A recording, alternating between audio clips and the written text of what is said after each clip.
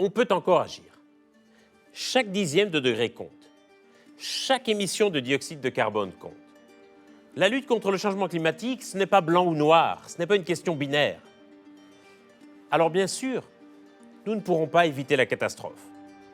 Comme on l'a vu ces dernières années, la catastrophe, elle est déjà là.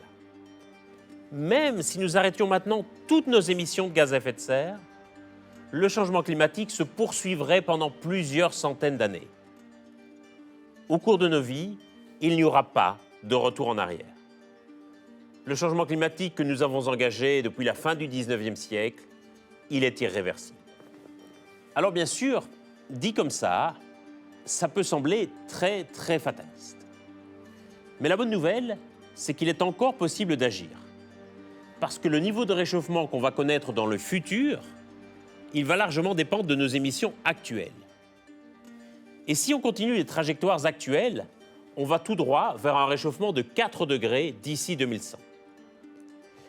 Mais déjà, si les gouvernements respectent leurs promesses, ce qui reste évidemment à prouver, alors on peut passer à une hausse de 2,7 degrés. Et si on est plus ambitieux encore, on peut même envisager de respecter l'accord de Paris et son objectif de 2 degrés maximum d'ici 2100.